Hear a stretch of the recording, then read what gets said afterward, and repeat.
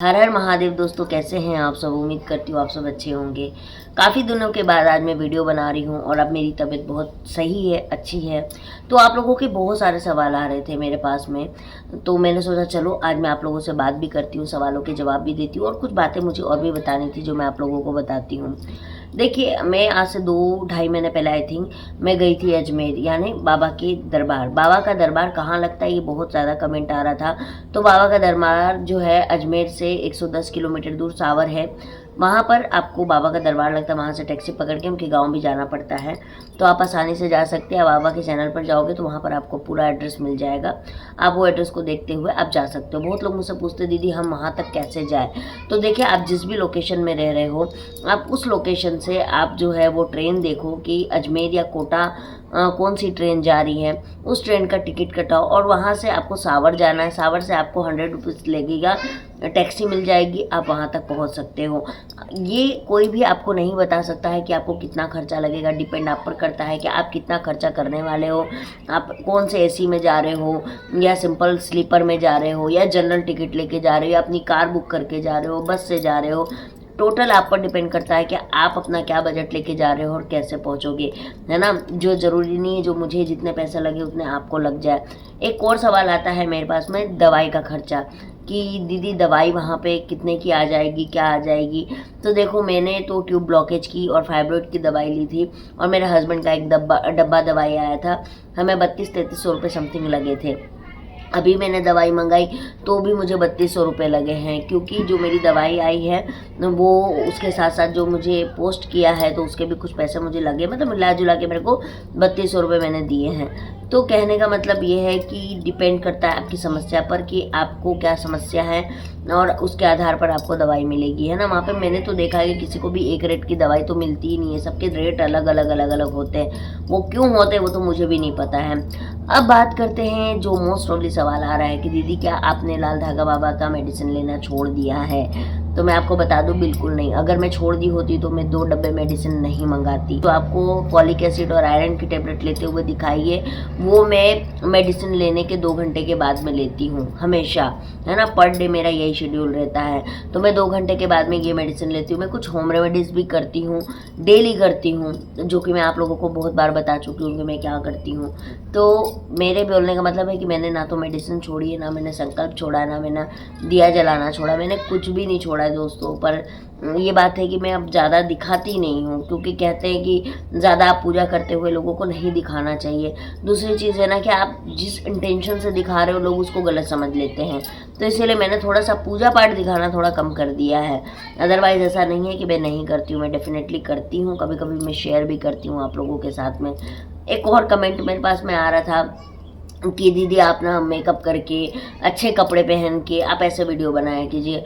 तो देखो गाइज, मेरे से नहीं हो पाता है वो सब वैसा चीज़, क्योंकि ये डेली की बात है। मेरे को डेली में मैं 5, 7, 8 शॉर्ट्स अपलोड करती हूँ, एक बार लाइव आती हूँ। तो इतना मेकअप करके घर का पूरा काम करना, ऑफिस का पूरा देखना, मेरे घर में गाय है उसको देखना, घर में डॉग है उसको देखना, खेती बाड़ी हम लोग सब्जी भाजी का भी समय चल रहा है, हम लोग उगा रहे हैं, तो इतना संभव नहीं हो पाता है। और मैं ड्रामेटिक नहीं हूँ, मैं एक दिन आपको दिखा दूंगी लेकिन दूसरे दिन से फिर से मैं वैसे ही आपको दिखूंगी। तो इसलिए मैं जैसी हूँ जो हूँ मैं वास्तविकता दिखाती हूँ। लेकिन मुझे लगता है कि लोगों को वास्तविकता देखना पसंद नहीं है, उनको ड्रामेटिक चाहिए कि हाँ भाई ये एकदम फिट फाट रहती है। इनफैक्ट एक लेडी ने तो मुझे ये भी कमेंट किया कि आपके पास इतने पैसे हैं लेकिन आप कैसे रहती हैं। तो पैसे वाले लोगों के सर में सींग थोड़ी लगे होते हैं, है ना। क्या सिंप्लिसिटी में रहना अच्छा नहीं लगता है? ये ज़रूरी है कि आप अपने पैसों का दिखावा करो? तो नहीं, मैं दिखावा नहीं कर सकती हूँ गाइस, क्योंकि मुझे बैठे बैठे ये सब कुछ नहीं मिला है, मैंने खुद कमाया है। और जो इंसान 1-1 रुपया खुद कमाता है ना, उसको उसकी कीमत भी पता होती है। और कहते हैं, मेरे हस्बैंड हमेशा मुझे कहते हैं कि देखो, इंसान को अपना बिहेवियर, अपनी रहन सहन ऐसी रखनी चाहिए ना कि जब वो उठे तो याद रखो कि अगर तुम ये चीज़ मेंटेन नहीं की ना तो नीचे गिरोगे और नीचे फिर तुमको वैसे ही लोग मिलेंगे। इसीलिए हमेशा ऐसे रहो कि भाई तुम कहीं पर भी एडजस्ट कर जाओ, कहीं पर भी रह जाओ। और देखो, हम लोग जो है वो बहुत सिंपल लोग हैं। अब ये बात तो छोड़ते हैं, एक नेक्स्ट बात ये है कि बहुत लोग मुझे बोल रहे हैं कि क्या आप लाल धागे बाबा के पास अब नहीं जाओगे। मैं बिल्कुल जाऊंगी जी, बाबा मेरे को खुशखबरी दे देंगे, मैं ज़रूर जाऊंगी। कुछ लोग मुझे ये भी बोलते हैं कि दीदी आपको क्या अभी तक बाबा ने नहीं दिया। तो देखो यार, मेरे को तो 3-4 महीने हुए, लोग तो ऐसे भी हैं जिनको 1.5 साल हो गए, उनको अभी तक औलाद नहीं मिली है। तो ये सवाल आप इस तरीके से ना पूछे कि आपको अभी तक नहीं दिया। अगर आपको दे दिया, बहुत बहुत बधाई की बात है। हर किसी की किस्मत आप जैसी नहीं होती है, और मुझे जब देंगे मैं डेफिनेटली आप लोग को बताऊंगी, लेकिन अभी तक फिलहाल मुझे नहीं मिला है वो गुड न्यूज़। अब एक क्वेश्चन था कि आप संकल्प कैसे लेते हो। तो देखो, संकल्प लेने वाली वीडियो मैंने बहुत बार बनाई है।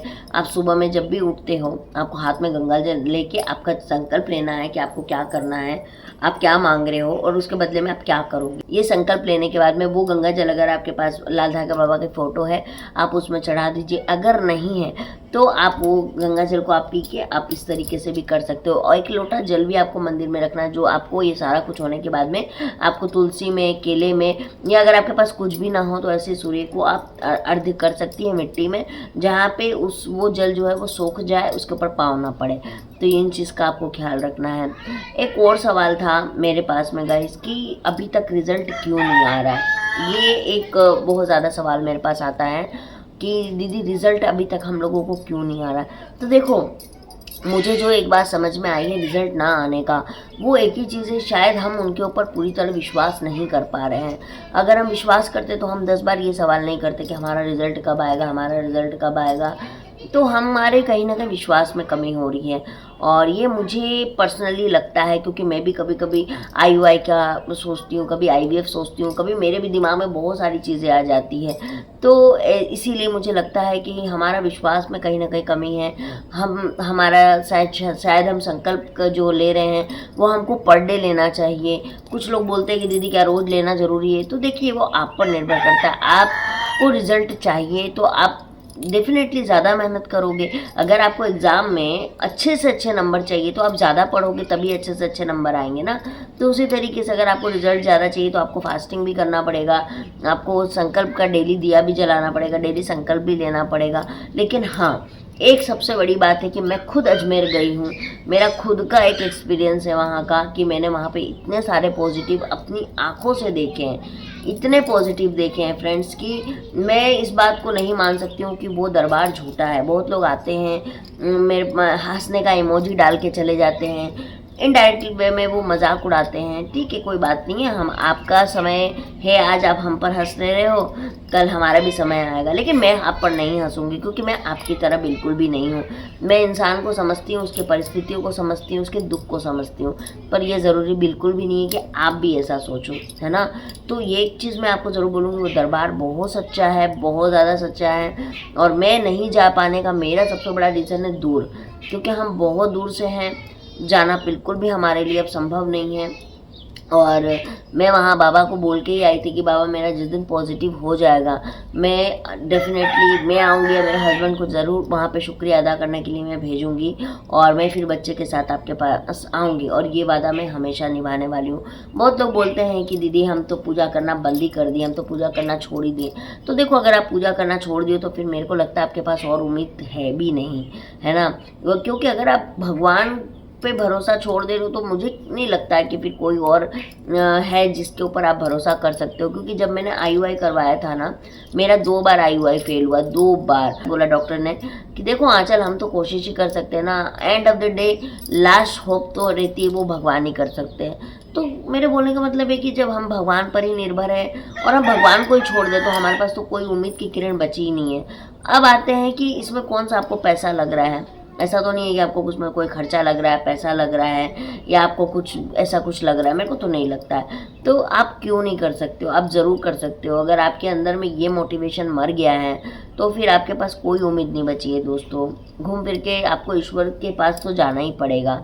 और भैरव बाबा कोई ऐसे कोई बाबा तांत्रिक या इस तरह का नहीं है, वो हमारे शिव के ही अवतार है, भैरवनाथ के अवतार है। तो अगर हम अपनी शिव की पूजा कर रहे हैं तो उसमें बुराई कुछ भी नहीं है, है ना। तो इसीलिए आप ये मत सोचिए कि दीदी को रिजल्ट आया कि नहीं आया। अरे बहुत लोगों को रिजल्ट आया, आप उनको भी देखिए। अगर मैं ये सोच लूँ ना कि मेरे को तो रिजल्ट नहीं आ रहा, तो मैं तो कल से नेगेटिव वीडियो बनाना चालू कर दूँ। लेकिन मैं अपने आप को नहीं देखती हूँ, जिनका पॉजिटिव आ रहा उनको भी मैं देखती हूँ। मेरे ही कितने सारे सब्सक्राइबर कभी तक पॉजिटिव आ चुका है। तो कहीं ना कहीं मुझे लगता है कि मेरे में ही कमी है।